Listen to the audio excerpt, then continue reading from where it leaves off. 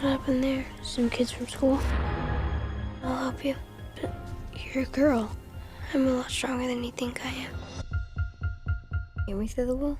Only sometimes.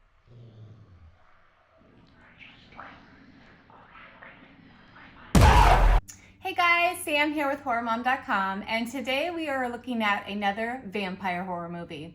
Now, in looking at 30 Days of Night, which was one of my last reviews, I started thinking about my top 10 vampire horror films of all time. And in doing that, I kind of revisited a couple of them because I wanted to see, do they still hold up? And actually some things have shifted and changed on this list, but I am going to be working on getting this vampire horror list out for you guys. I can't wait to see what you think about it. I also would love to know what are some vampire horror movies that you love, or do you just not like vampire horror movies? That's possible too.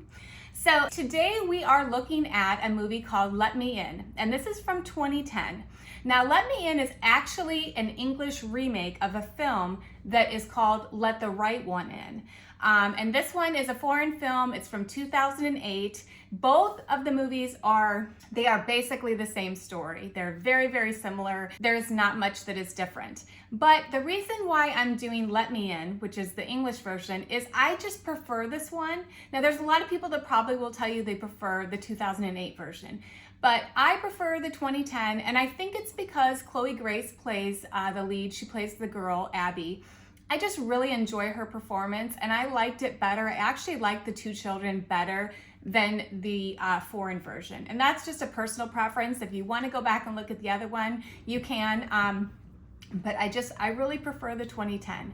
So in Let Me In, we start out and there is a man who has set himself on fire to avoid being identified. And that's what we're shocked with in the very beginning. You're not really sure what's going on. And then it tells you 2 weeks earlier and you go back. So you will find out what happens.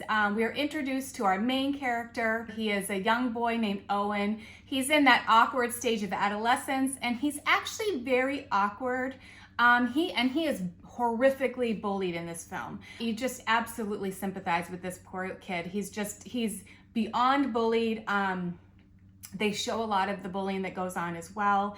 And he's got, like I said, he's very awkward. He's almost androgynous, and he gets teased a lot for being that. They call him girly and all these things.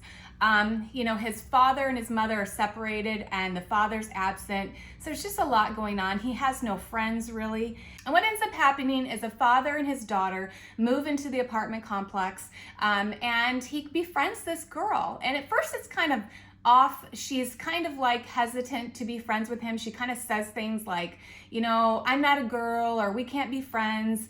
She behaves rather oddly, but eventually they become very close friends, and he figures out what is really going on with her. And this is just such a story of emotion and sadness.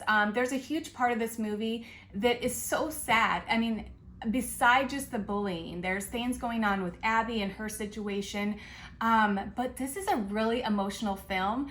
And I remembered that from when I had seen it before, but what I was really, surprised that I hadn't remembered about this film until I just watched it the other day, was that there is a lot of horror in this. And I mean good horror. This movie surprised me as how scary and horrific and dangerous and just shocking it is, and in a very good way. I was just very pleasantly reminded how good this movie is as being a horror film. And the other one I do believe has a lot, but I think this one might be a little bit more gruesome and graphic. But when I say that, I mean it in a good way. It all fits, and it just adds to the story. So I am going to thoroughly recommend this movie. If you have not seen Let Me In, you are in for a treat. This relationship between Abby and Owen, it just blossoms, and you're kind of wondering what's going on. And then you really are in for a surprise as how this movie's going to go, because it's not going to go the way you think. It is just a really original story, an original vampire tale. I don't think there's any other movies like it other than obviously Let the Right One In. It's fabulous. And I'm going to give this movie an 8.5 out of 10. I really like this one. I liked it even more than I had remembered. So I'm having to move it on my list of the top 10 vampire list. I had not expected it to be quite a contender, but it really is.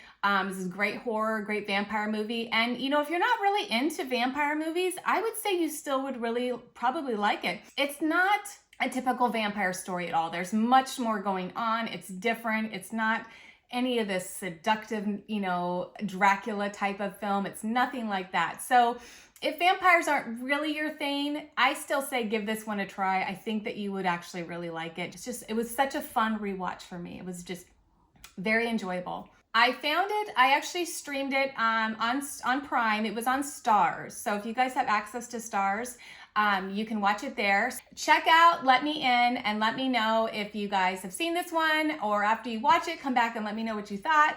I also would love to know any of your favorite horror vampire movies. I'm working on that list, but I would love to know what you guys think. So you guys have a great day, and I will see you in the next one. Bye-bye.